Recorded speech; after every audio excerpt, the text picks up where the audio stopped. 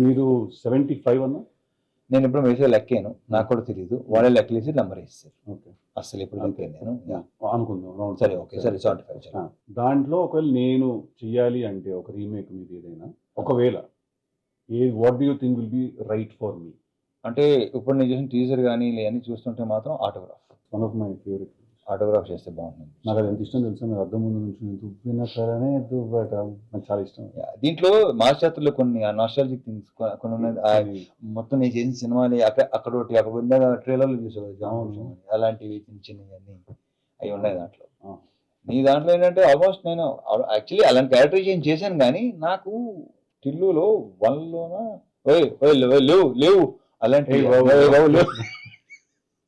So yeah, autograph.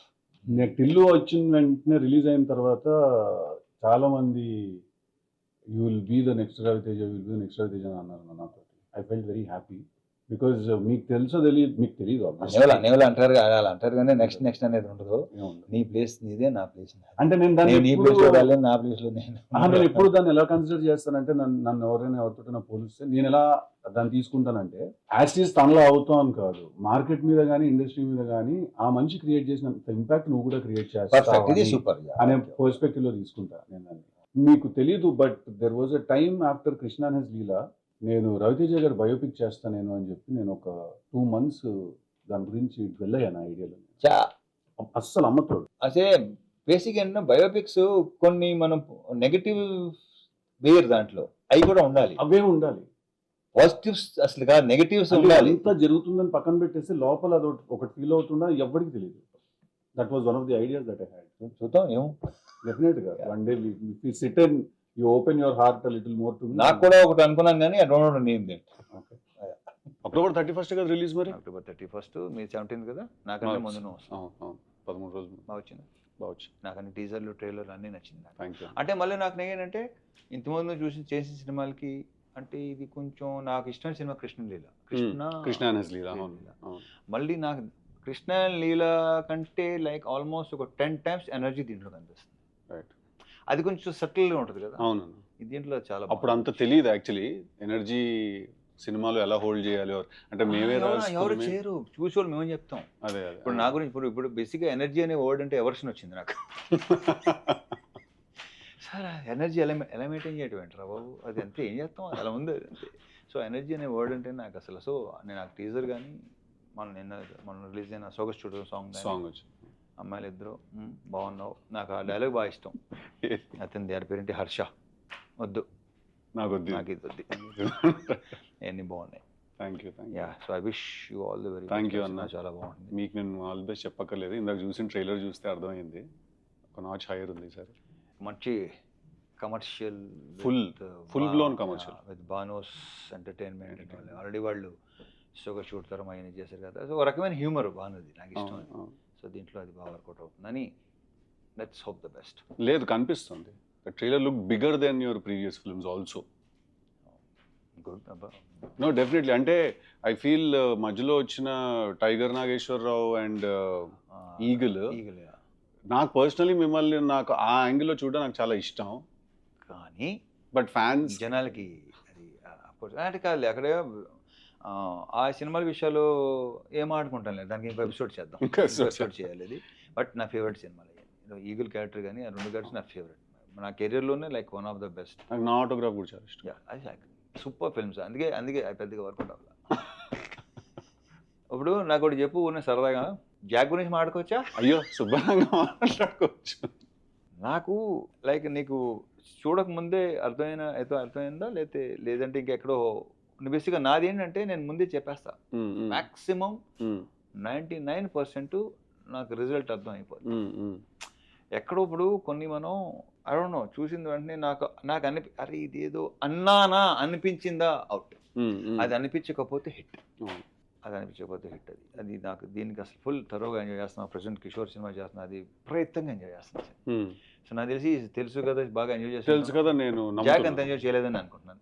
అంటే hope ఉండింది definitely, కాకపోతే ఎక్కడో అనుకుంది కన్వే అవ్వట్లేదు. అంటే ఇప్పటికీ I will still be honest with you, నా ఐడియా నన్ను చాలా ఎక్సైట్ చేసింది. Idea super idea super idea కొన్ని అంతే సిద్ధు, మనకి ఐడియా భలే ఉంటే ఎగ్జిక్యూషన్ టైంకి మొత్తం అంతా ఫైనల్ ప్రోడక్ట్ సరికి అమ్మ అనుకుంది ఏంటి జరిగింది ట్రాన్స్లేషన్ జనరేషన్ లాస్ ఏదో జరిగిపోద్ది కదా. సో ఐడియా చాలా ఎక్సైట్ చేసింది. But towards the end somewhere ఒక భయం అయితే ఉండింది లోపల. మీరు అన్నట్టు ఎక్కడో అనిపిస్తూ ఉంటుంది అంటారు కదా, అదైతే ఉండింది. నేను భయం అనేది ఎప్పుడూ లేదు అసలు. ఓకే ముందే ఓకే అనుకుని చేసాం అయిపోయింది. దాంట్లో కొన్ని తప్పులు మనమే ఉంటాయి వాళ్ళు బేసిక్గా. ఇప్పుడు నేను ఒకటే అనుకుంటాను, flop is my mistake, decision నేను తీసుకున్నాను. కరెక్ట్. హిట్ అందరిది absolutely. So how's with Neeraja fantastic అన్న. Will be actually surprised. తను ఫస్ట్ టైం డైరెక్టర్, తను ఇలా ఈ సినిమా తను తీసింది. బేసిక్గా తను చాలా sensible and emotionally she is very strong. Emotion is very strong. తను ఏదైనా విషయం ఫీల్ ఎక్స్ప్లెయిన్ చేసేటప్పుడు కూడా emotionally she is very strong. బేసిక్గా ఒక ఆడదానిలో కొంత మగాడు ఉంటాడు, కొంత మగాడులో ఒక ఆడదాని ఉంటుంది. తనలో మగాడు పాలు కొంచెం ఎక్కువ ఉన్నట్టున్నాను. యాక్చువల్లీ మీరు ఈ సినిమా చూస్తే మీకు అనిపిస్తుంది తెలుసా, ఇది నిజంగా ఒక అమ్మాయి తీసింది ఈ సినిమా మీకు అనిపిస్తుంది. చాలామంది అనవసరంగా అయ్యో అయినా మిస్ అవుతాం నంబరు, మిడ్ పడుకునే 12:30 కొంతమంది ఫోన్ చేస్తుంటారు. ఇన్సెక్యూరిటీ, దాన్ని ఇన్సెక్యూరిటీ అంటారు. దాన్ని నీకు చెప్పక్కలేదు, you know very well. So నాకు అలాంటిది 0-1% కూడా. ఇది సెకండ్ టైం మీరు అన్నమాట విన్నాం, ఇట్స్ అ ప్రాక్టీస్ అని. ఏదో ఇంటర్వ్యూలో చూస్తే రితిక్ రోషన్ గారు కూడా ఒక మాట అన్నారు ఒకసారి, that happiness is a practice, హ్యాపీగా ఉండడం ఒక ప్రాక్టీస్ అని. సెకండ్ టైం వింటున్నాను అన్నమాట. ప్రాక్టీస్ డెఫినెట్గా ప్రాక్టీస్. అది 3 months పట్టవచ్చు, 6 months పట్టవచ్చు, 1 year పట్టవచ్చు, 2 years 3 years పట్టవచ్చు. But practice all set. అంటే ఇక్కడ నాకు తెలిసి నేను ఎప్పుడు ఏ స్ట్రెస్ తీసుకోను సిద్ధు, స్ట్రెస్ అసలు తీసుకోను. నువ్వు డెఫినెట్గా తీసుకుంటావు నాకు తెలుసు. అట్ ద సేమ్ టైం ఏంటంటే కొంచెం నీ కెరియర్ ఇప్పుడు లైక్ ఇంకా ఉన్నావు కాబట్టి కొంచెం నేను గ్రోయింగ్ స్టేజ్లో కూడా ఎప్పుడు లేదు నాకు. అదేంటన్నా అలా ఎలా కుదురు? ఐ డోంట్ నో, అదంతే మొదటి నుంచి అంతే. అది కొన్ని స్ట్రాంగ్ ఇన్ఫ్లుయెన్సెస్, వాళ్ళు ఎవరో తర్వాత చెప్తాను పర్సనల్గా. సో యా, నేను అసలు స్ట్రెస్ ఇలాంటి ఏదైనా టేకింగ్ సీరియస్లీ అసలు ఏది సీరియస్గా తీసుకో అస్సలు. అది వరం అన్నది. వీళ్ళు అంటుంటారు మొత్తం అలా అంటుంటారు. మన ఒక యాక్టర్ ప్రవీణ్ ఇలా అంటారు, అదే కుదరదానే అంతే కుదరదానే మీకు ఇలా కుదరదానే అంటుంటారు.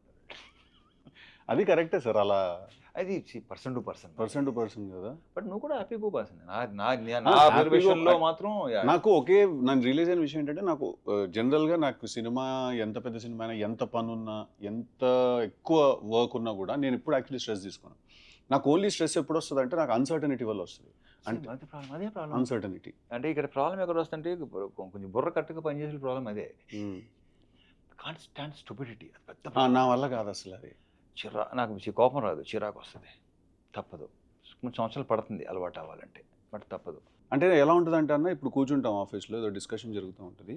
ఒకసారి ఆర్టిస్ట్ తోటి మాట్లాడండి, ఆయన నవంబర్లో అవైలబుల్గా ఉన్నారా లేదా అంటే, సరే సార్ మాట్లాడతామని చెప్పి పక్కకు చూస్తాడు. ఎందుకు ఫోన్ తీసి ఇప్పుడు ఫోన్ చేయలేదు వాళ్ళ మేనేజర్, ఇమ్మీడియట్గా ఎందుకు వెళ్ళలేదా ఫోను అంటే, రేపు సాయంత్రం ముహూర్తం దానికి నువ్వు ముహూర్తాలు లేదా? నేను 0 అస్సలు లేదు. నేను కూడా 0. నేను దినం వాస్తు ముహూర్తం అస్సలు లేదు. ఇలాంటివి నేను మా నీర్జాకి ఇట్లాంటివన్నీ ఉన్నాయి. అందరికీ ఉంటాయి. ఎక్కడో మనలాంటి విత్తనాలన్నీ ఏదో 1%లో ఉంటారంటే నాకు ఇలాంటి వెళ్తే అస్సలు పని. ఈ 11 కొత్తగా స్టార్ట్ చేశారన్న. అదేంటది అంటే ఇప్పుడు టైం 11 o'clock 11 minutes అనుకోండి. అర్థమే కాదు నాకు. చేస్తున్న పని ఆపేస్తారన్న, స్టీరింగ్ కూడా వదిలేస్తారేమో, చాలా మంది వదిలేసి 11 అని చెప్పి మొక్కేసుకుంటారేమో. అంటే ఇప్పుడు ఏముంది, వాళ్ళు 99% వీ కాంట్ ఫైట్, ఏం చేయలేము. సరెండర్ అయిపోవడం బెటర్. సరెండర్ కూడా వద్దు, ఓకే ఏ పని మీరు కానీ మా పని మీరు, సింపుల్ అంతే. అది పెద్ద ఇంకొంచెం టైం పడుతుంది ఇక్కడికి రావాలంటే. లేదు నువ్వు చాలా వరకు వచ్చేసినట్టు, ఎందుకంటే నువ్వు బాగానే వచ్చేసినట్టు. నువ్వు డాన్సన్ చేసావు.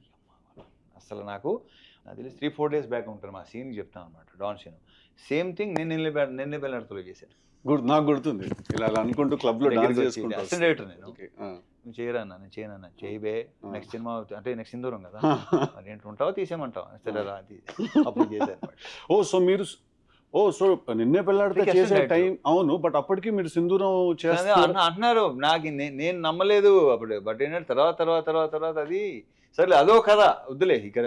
అదే మాట్లాడుకుందాం, మన సినిమాల గురించి ఏం మాట్లాడతాం చూడండి ప్లీజ్, మా సినిమా చాలా బాగుంటుందని ఎన్నిసార్లు చెప్తాం, మనకి ఎగ్జాక్ట్లీ కరెక్ట్. అది కూడా ఏంటంటే ఫస్ట్ ఎస్ ఓకే, నేను యూస్ టు ఇమిటేట్. నేను ఏంటంటే యాక్టర్స్ ఇమిటేట్ చేసుకుని కాదు, అప్పుడు అతను కెమెరా అతను లేదంటే వాళ్ళని ఇమిటేట్ చేస్తుంటే అసలు Vamshi like very impressed with, అమ్మ భలే ఉందని చెప్పేసి ఇలా చేద్దాం అనుకున్నానంటే, అప్పటికే మనం స్ట్రగుల్ అయ్యి ఒక్కలే అనుకున్నాం అవ్వదు ఇది. ఆయన సీరియస్గా ఉన్నాడు, నేను దాన్ని పెద్ద సీరియస్గా తీసుకోవాలి. అప్పుడప్పుడు అనమాట లొకేషన్కి వచ్చి అడిగాడు అనమాట, ఏంట్రా వర్కౌట్ వెళ్తున్నావా, జిమ్కి వెళ్తున్నావా, వెళ్తున్నాను, ఎల్లుండి కాదు.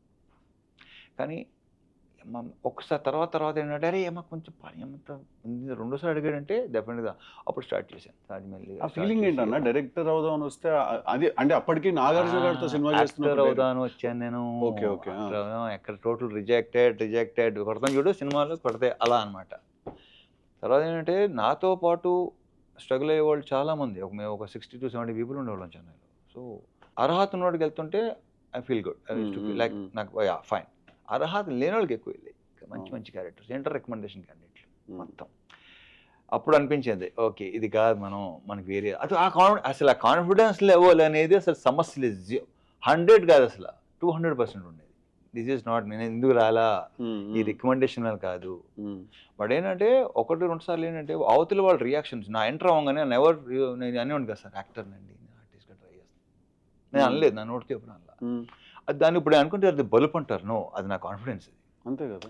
ఒకసారి ఒక particular producer I don't know name, నేను ఎంటర్ అవ్వగానే లేచి నిలబడ్డాడు ఆయన. అరే చా అంటే డెఫినెట్గా ప్రెజెన్స్ అది ఉంది, అది ఉంది అని ఉంది అని మెషిన్. సో అలాంటి 1-2 జరిగినాయి. సో అక్కడే కాన్ఫిడెన్స్ లెవెల్ ఇంకా పెరుగుతుంది మనకి డెఫినెట్గా. అలా జరిగింది. ఆ తర్వాత ఇది జరగడం. అప్పటికి చాలామంది అవసరం నీకు అసిస్టెంట్ చేస్తున్నాడు కదా, నీ యాక్టర్ ఏంటి నిన్న నిలబడుతుంది పెద్ద హిట్, రకరకాలు ఉంటారుగా, అది నేను చెప్పట్లేదు, వాళ్ళే ఎక్కువ ఉంటారు. మిత్స్ చాలా మిత్స్ చెప్పేవాళ్ళు. ఒక ఫోటోషూట్ జరిగింది, ఫోటోషూట్ చూసి ఫోటోలు చూసి నాకే ఇది నేనా అని నాకే నమ్మకూడదు కదా, దాంతో ఫిక్స్ అయిపోయారు. అంటే యాక్టింగ్ చేద్దాం ఫిక్స్ అయ్యారా, హీరో అవుదాం ఫిక్స్ అయ్యారా? నేను యాక్టింగ్ హీరో అవుదాం ఎప్పుడు అనుకున్నాను నేను. అంత తర్వాత నేను అనుకుంది ఒకటి, ఆ తర్వాత వచ్చింది అంతా బోనస్. అంతేనా? సూపర్ బోనస్ అంతా. నాకు డాన్ సీను సినిమా షూట్ చేసినప్పుడు ఒక చిన్న మెమరీ ఉంది నాకు. ఏంటిది? నేను అప్పుడే అంటే నేను చిన్న 2 minute రోల్ చేయడానికి వచ్చాను కదా, సో అలా పక్కన నుంచి చూస్తున్నాను అనమాట షూటింగ్ అంతా ఏం జరుగుతుంది అవి అని చెప్పి చూస్తుంటే మీరు వచ్చి కూర్చున్నారు, డైరెక్టర్ మీకు ఏదో షార్ట్ ఎక్స్ప్లెయిన్ చేశారు. నాకు అప్పటికి ఇప్పటికీ చాలా సర్ప్రైజింగ్ విషయం ఏంటంటే మీరు స్క్రీన్ మీద ఆ లెవెల్లో ఉంటుంది కదా మీ టోన్ కానీ మీరు మాట్లాడే పద్ధతి కానీ, రియల్ లైఫ్లో మీరు చాలా సాఫ్ట్ స్పోకెన్. నేను మిమ్మల్ని రానా వాళ్ళ ఇంట్లో కలిసినప్పుడు కూడా అదే అనుకున్నాను, ఇంత సాఫ్ట్గా మాట్లాడుతున్నారు ఏంటంటే నాకు స్క్రీన్ మీద ఓయ్ అది అలవాటు, మీరు అంటేనే అది గుర్తొస్తుంది ఫస్ట్. అది బయట ఓయ్ అంటే బాగోదు, ఇంత కూడా ఇంతకంటే సాఫ్ట్ స్పోకెన్. అదే అంటున్నాను కదా. సో అదే ఫస్ట్ నాకు రాజమౌళి గారు ఇచ్చిన బెస్ట్ కాంప్లిమెంట్ అదే. నేను చూసి డే 1 చూసి మీకు బయటికి సీన్ తేడా లేదన్నాడు, గ్రేట్ కాంప్లిమెంట్ అది నాకు. ఫస్ట్ ఆయన ఇచ్చాడు నాకు ఈ కాంప్లిమెంట్. చాలా మెమరీ వినండి డాన్ సీన్ అప్పుడు. సో నేను ఉంటే మీరు వచ్చి కూర్చుంటే ఎవరో ఒక అతను వాళ్ళ వెళ్తూ గుడ్ మార్నింగ్ సార్ అన్నారు మిమ్మల్ని. గుడ్ మార్నింగ్ అండి అన్నారు. అతనే మళ్ళీ తిరిగి వస్తూ గుడ్ మార్నింగ్ సార్ అన్నారు. ఇందాక ఆల్రెడీ చెప్పావు ఏమైనా పని ఉందని. ఇప్పుడు ఇంకోటి వస్తాడు, నాకు అప్పుడు అర్థమైంది ల్యాండ్ మైన్ అటుంది ఇటు నుంచి కొంతమంది ఇలా మనకి ఇలా చూస్తుంటారు, అనుకుంటాం కలవడానికి వచ్చి ఏంటి అంటారు, ఏంటంటే ఏంటి చెప్పు అంటే లే ఊరికేనండి, ఊరికే ఎవడిని కలవటం రారో చెప్పిస్తావు అంట. మిమ్మల్ని కలవటానికి వచ్చి అని చెప్పాను, ఓకే చెప్తాను సరే చెప్పు అంతే తప్ప ఊరిని ఎవడొస్తాడు, ఎందుకు వస్తాడు, ఇలాంటివి చాలా జరుగుతుంది. ఆ గ్యాప్ చాలా ఇరిటేటింగ్ ఉంటుంది కదా, పాయింట్ రాకపోయేసరికి. నాకు పాయింట్ రాకపోయినా అడిగిన సమాధానం చెప్పకపోయినా నాకు రే అనిపిస్తుంది. ఏం ఆమె పర్లేదండి, ఏంటంటావు, ఏదైనా పర్లేదు ఏంట్రా, ఏదైనా పర్లేదు సో ఇలాంటివి మనకి తగులుతుంటారు. ఆ కాసేపు చిన్న మనకి ఎగ్జాక్ట్లీ. సో ప్రాక్టీస్లో ఏం జరిగింది అంటే మెల్లిమెల్లిగా అసలు కలవటం మానేస్తే బెటర్ అసలు. అంతేనా? మేము కలిసేది ఏంటంటే కొంచెం బుర్రున్న వాళ్ళకి సెన్సిబుల్ అండ్ వర్కింగ్ విత్ ఎవరైతే నేను పని చేస్తుంటానో వాళ్ళతో తప్ప నేను అస్సలు తగ్గిపోతుంది కదా, చాలా రేడార్ కూడా ఇదైపోతుంది, చాలా ప్రశాంతంగా ఉంటుంది. అందుకే ఏదో ప్రోగ్రాంలో అడిగారు మీకు బెస్ట్ ఫ్రెండ్ అంటే నేనే. సో టాలరెన్స్ లెవెల్స్ తగ్గిపోతాయి బాగా. పాయింట్ నాకు అసలు బాబాయ్ అసలు బీవీఎస్ రావు చెప్తా ఉంటాడు, టైంకి రారా మీరు వస్తానంటారు కానీ మీరు రారా టైంకి అని చెప్పాడు. వాళ్ళు ఈ రోజు తిట్లు తింటారు, బీవీఎస్ కానీ హరీష్ కానీ ఎప్పుడు అసలు తిట్లు తింటానే ఉంటారు. వాళ్ళు ఇప్పుడు ఎలా అయిపోయిందంటే అమ్మయ్యా తిట్టకపోతే వాళ్ళు పాప ఫీల్ అవుతారు సంథింగ్ ఈజ్ నాట్ రైట్, ఏదో ప్రాబ్లం ఏదో వచ్చిందని సీన్ అడుగుతుంటారు, తిట్టలేదు ఏంటి వాళ్ళు మమ్మల్ని.